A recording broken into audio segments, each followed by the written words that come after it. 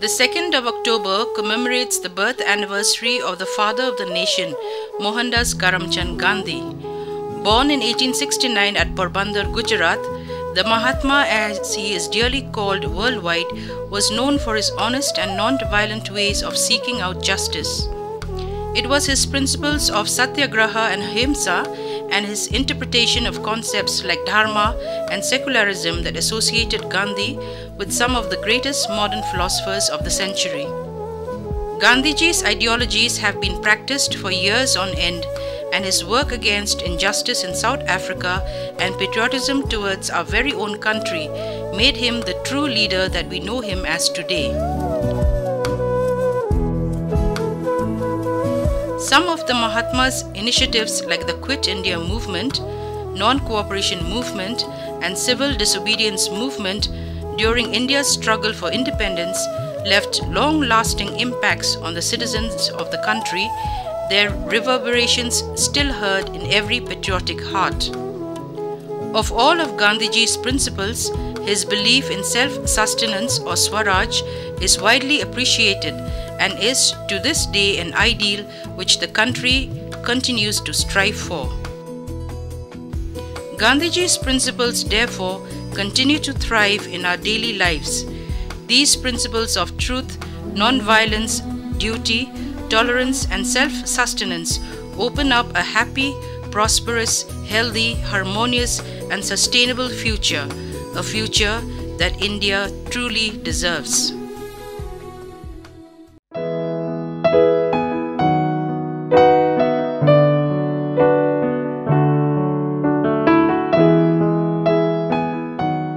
Mohandas Karamchand Gandhi, he is well known all over the world as the person who had initiated the weapon of satyagraha. Satyagraha, actually he had evolved this weapon in order to bring a change in the attitude of the authorities of South Africa, because the way they were treating the Indian settlers there who were being subjected to degradation, to discrimination and also to exploitation. So in that is how he evolved it, and from there he came to see that this weapon met with immense success, and that was the time that in India there was a total vacuum with regard to the leadership of the Indian National Congress, and it was at that time that he was invited to come to India and accept the leadership. But Mohandas Karamchand Gandhi, he wanted to make a try of this weapon of satyagraha in Indian situation, and I call it a weapon because this satyagraha was a weapon that dealt with entirely with the human mind, and fortunately he got 3 opportunities in India to try to test his weapon, and in all those 3 opportunities he was extremely successful, and it was then that he assumed the leadership of the Congress, and thus he started his career as the leader of the Indian National Congress from the year 1919. And subsequently he met with success with the non-cooperation movement, the civil disobedience, the Quit India movement. And one very striking thing about his contribution to the national movement is that he was the leader of the mass of India. He made it a mass movement. He made the national movement a mass movement, and he gave it a picture from the ground root level. That is why I think students of history should always remember Mahatma Gandhi, because this is his greatest contribution to the national movement. To begin with, Gandhi means it is unending discussion.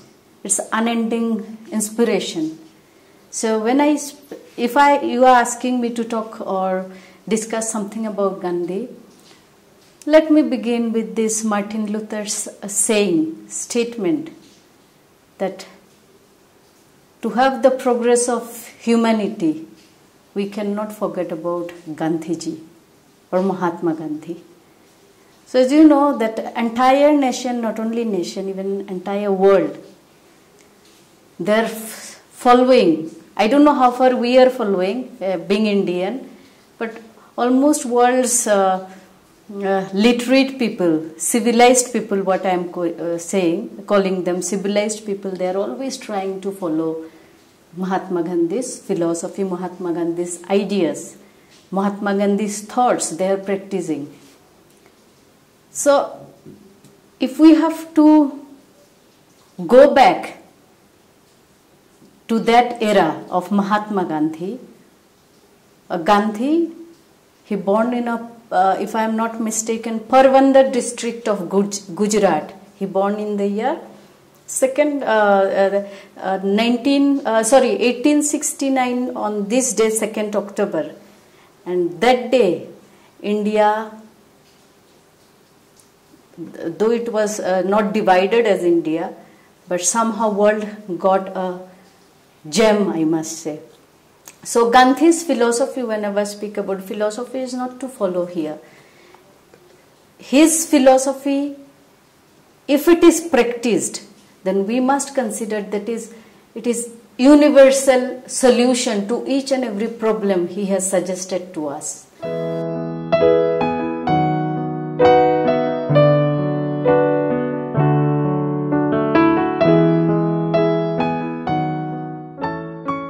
His sacrifice, we will say that when we talk about his sacrifice, we will say that he had dedicatedly worked throughout his life for the country, to bring upliftment of women, to bring Hindu-Muslim unity. Of course, he fought for the freedom of the country. He wanted to give India a fresh morning, we can say. And that he was, of course, very, very successful throughout his life. He had worked for that, and he was successful. But unfortunately, he could not live long to see the fruits of his hard work.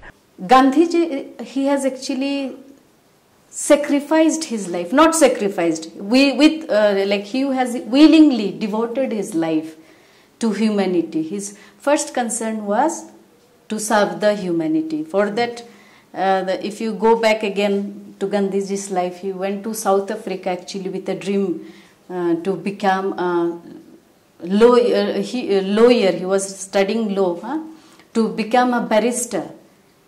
Okay? But look at that man, what he has done. When he returned, he came as Mahan Atma, great soul. Okay? So are people of that time nonsense to call him great soul? No. They must not be nonsense.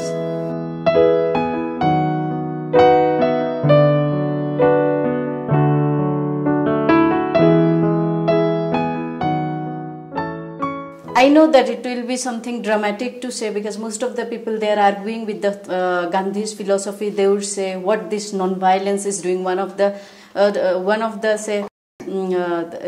instrument that he has used against British or against any other battle. Battle here does not mean to physical force he has applied. Rather, non-violence, he has taken one of the strongest instrument, and he has in fact succeeded in that to get freedom for India. But these days, talk about his this kind of weapon, like non-violence, then truth, satyagraha. These are the Sanskrit terms, satyagraha, acceptance of truth. Then what you find here, that some of the people, without going deep into the philosophy of Gandhi, they are simply rejecting it. But my question is non-violence, okay, forget about Gandhi's thought, is non-violence something very bad? The moment you say non-violence, blindly we can say that this is not anything bad, not anything negative. Rather, it is, means we are going to do something without violence. So if it is wrong, then Gandhi's philosophy also is wrong. So keeping that in mind, if we talk about humanity, especially we are human, so we must have humanity.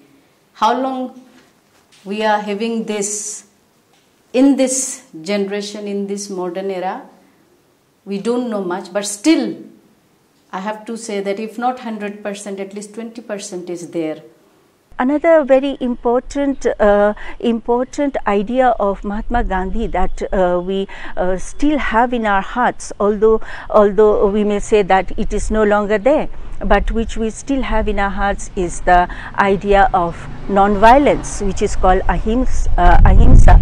Now, ahimsa is not a new concept altogether. We have seen ahimsa even in ancient India also. In ancient India, when we look back through the pages of history as early as 1500 BC, which we call it as the early Vedic period, that time also there were many trees and plants which were preserved and no harm was being done to them. And then subsequently we come to the age of Gautama Buddha and Mahavira, and ahimsa was the cardinal point of their teaching. And we in our country we hardly find any Jaina cultivator, because Jaina cultivators, they do not want to harm insects or earthworms as they till the soil. So these are very important messages of Gandhiji.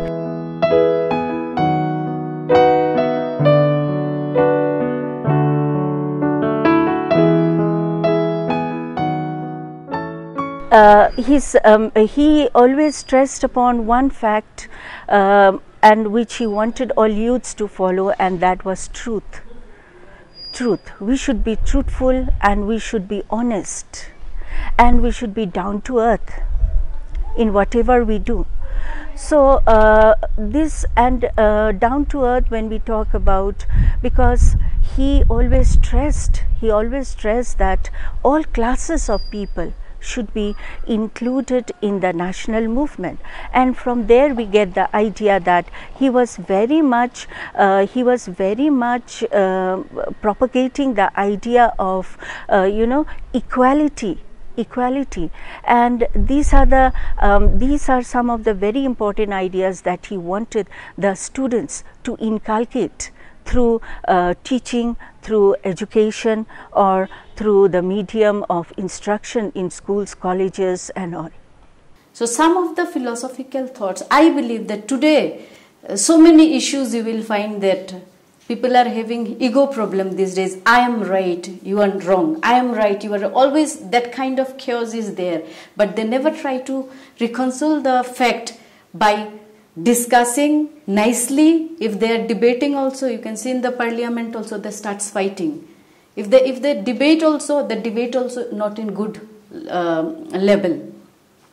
So what I want to say, if Gandhiji's that patience would be inculcated in today's era, modern world, then definitely problems are there always. There are no world without any problem. There are no countries without any world.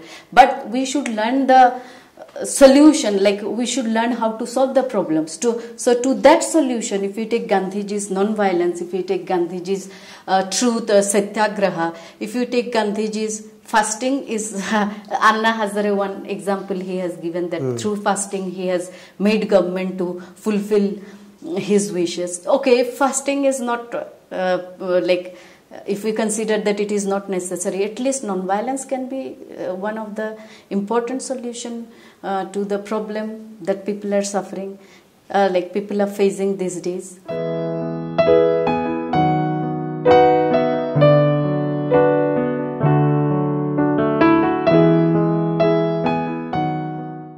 Women empowerment or women upliftment was one of one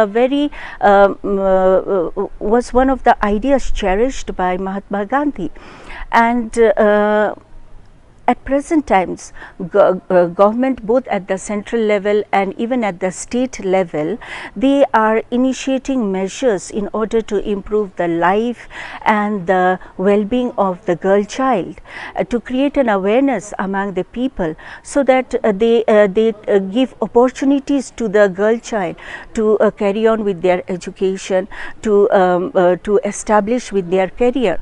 And in this regard, we will talk about, we can make a mention of this Beti Bachao, Beti Padhao scheme, and also the Kanya Shri scheme that has been initiated by Srimati Mamata Banerjee, the Honorable Chief Minister of West Bengal. So even these schemes are also creating awareness among the parents. These schemes are also creating awareness among the parents and every household, that yes, we should bring a change in our attitude, because you know, in our country, in many nooks and corners of the country, still today parents do not want to give education to their children, because they feel that the girl child is meant to be married and to be sent away to the husband's house. So in this regard, we see that what Gandhiji's ideas are still being cherished.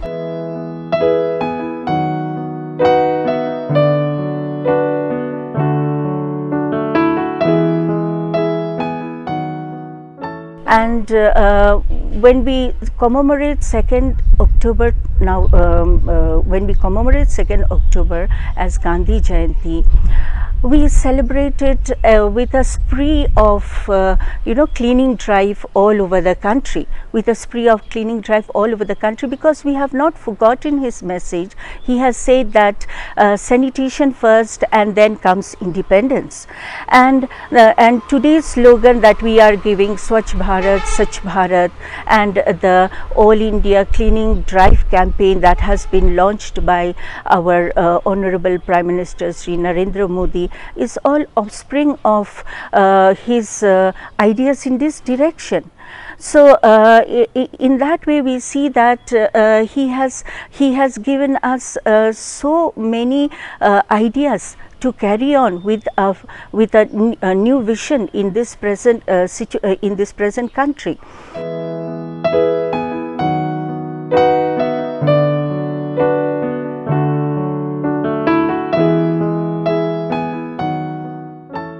Talk about his solution towards any problem. Let us talk about communal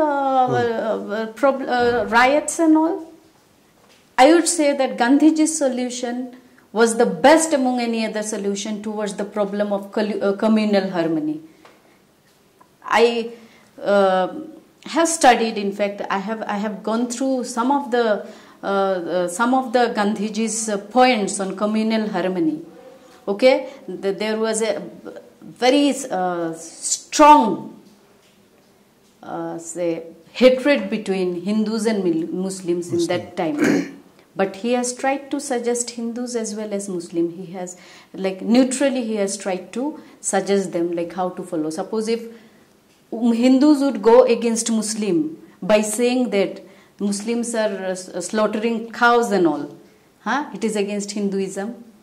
And if Muslims are saying that Hindus are making noise or playing music when they are in their prayer session in mosque and all, okay, and these were the main causes for communal riots amongst them, then Gandhi, what did he do? I remember, like, I have gone through little bit, that's why maybe I don't have complete knowledge of it, but whatever, and in fact I just liked, and I also try to practice those kind of Gandhian principles sometime. So what he suggested, that he has suggested, instead of calling yourself Hindu or calling other self Muslim, okay, both of you think yourself to where you belong. If you belong to Hindustan, that time we never call it India. If you belong to Hindustan, then instead of calling that Muslim has done this or Hindu has done this, call one Hindustani has done to another Hindustan.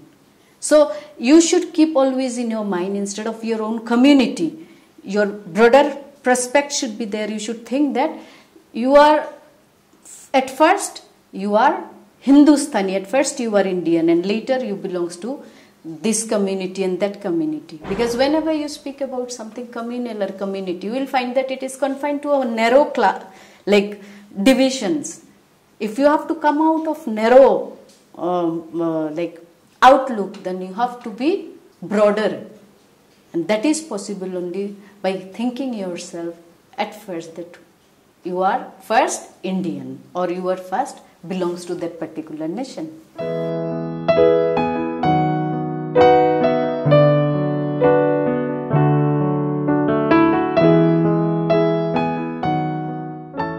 His message, his ideas of non-violence, even though we feel that non-violence is this message of non-violence is not at all practiced by anyone, and we see violence all over the world today. No, it's not that. I don't believe in that, because as teachers, as parents, what do? We teach our student, isn't it, or we teach our children that you should not harm the other person, you should not harm trees, or you should not harm any animals. What are we doing? We are actually propagating his ideas, actively or passively, isn't it? And when it comes to certain agitations, as I have said, still today agitators, young agitators, they take the name of Gandhi and they say that we are having this movement in a very non-violent way. There might be violent incidents, that I have already said. There might be, because you see this non-violence, which is a part of Satyagraha, this, as I have told you, this is a weapon of warfare, or a weapon which deals entirely with the human mind. Now, all human mind is not the same everywhere. So some people who really understand what is non-violence will definitely follow the path strictly. Others may go wayward for some time, but they might come back to the same path again. So that way we may say that some way or the other we do carry on with this idea of non-violence in our Indian society till today, and we will be doing that in future also.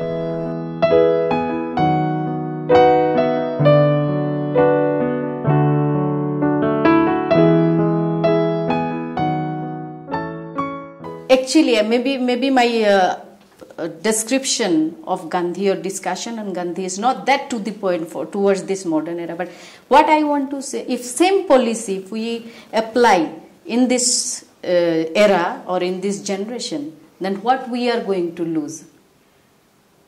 Non-violence will never create any problem. But be very sure, violence will bring violence. Violence will bring violence. And at the end, some wrong consequences or some devastating consequences will come, which sometimes will be so devastating or so destructive that it will take long time for us to bring it in its own place. Gandhi's philosophy is much more required than before today, because our mindset, everything nowadays, I'm not saying anything, but I'm also from this generation, but still I say, we don't have that that power of toleration is no more there. We are not standing, we are not even trying to listen others. We become so intolerant, and without understanding other, we just jump over them and start violence. So that is against Gandhi, and Gandhiji always has tried to pull up all the whom we considered that minor classes and all, whom we considered weak and all. For in Gandhiji's eyes, no one is weak, no one is. If anybody has considered anybody as Harijan and untouchables, he has tried to pull them up, and he tried to give equality. Okay, he tried to see equally each and every citizen as citizen of India, neither as whether from any low class or whether what we consider low class. There is no low class actually.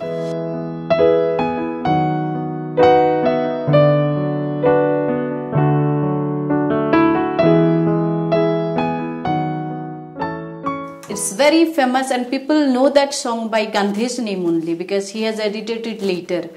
Okay, that Raghupati Raghava Raja Ram, Patit Pavana Sita Ram, Ishwar Allah Tero Naam, Sabko sammati de Bhagavan. Here Ishwar, Allah is added later. Previously it was not like that. Previously some other way, like Salagram and all those things were there in that Hindu devotional song. Why I am talking about this song, Raghupati Raghava Raja Ram, Patit Pavan Sita Ram, Ishwara Allah Tera Nam. Ishwar, Hindu call Ishwar, Allah, Muslims they call it God. Tero Nam, Sabko Sammati De Bhagavan. Here, this edited version of Hindu devotional song shows that how Gandhi or Mahatma Gandhi, that father of our nation, was so much concerned about the equality of all the religions.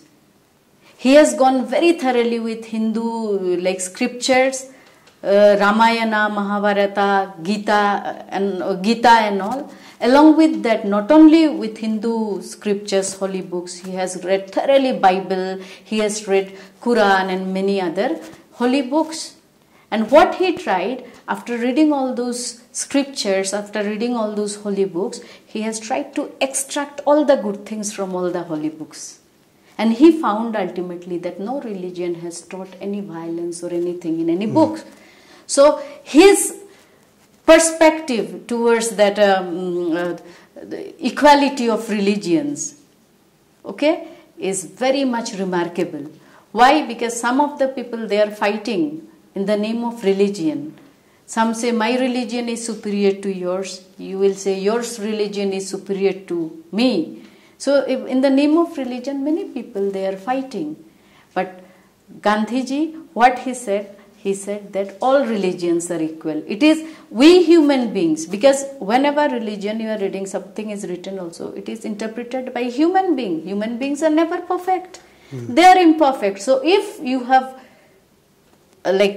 call yourself religious from the imperfection of writing, then some truths are there, but it is not perfect. So to talk about religion, he has given one of the Jainas philosophy here. Okay, he has taken Anekantavada. Anekantavada means reality is manifoldness. Reality has many faces.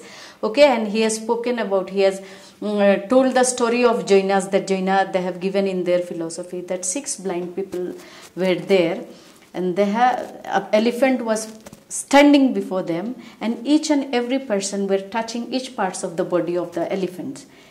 A person who touched the tail of that elephant, saying that elephant is like a roof. The person who is touching the leg of elephant, elephant is like a tree, like that. And after after experiencing each and every part of that elephant, and now they have started arguing. One is saying elephant is like roof, another is saying like elephant is like wing. Okay, another is saying elephant is like a tree, and they have started arguing. The person with eye who was looking at them arguing about the nature or description of element, only he knows. He said that all of them are right, all of them have some truth. Okay, but that is not complete one. That is not the complete reality of elephant.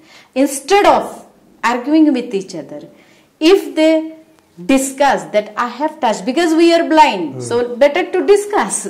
So after discussing, when they found if they would have discussed, they would have got the entire knowledge of elephant. So this is what happens with us in the field of religion also.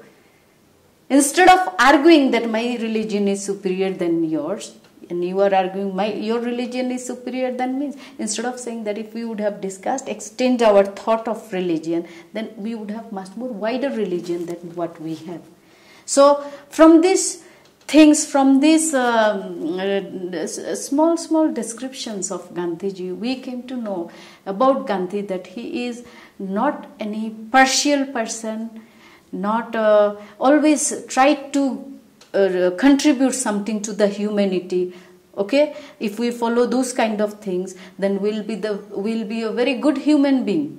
So Gandhi's service towards humanity is unforgettable, and his philosophy, his thought, whether it is in the field of religion, whether it is in the field of economics, whether it is in the field of politics. Gandhiji was, as you know, that he was known as like saint of politics,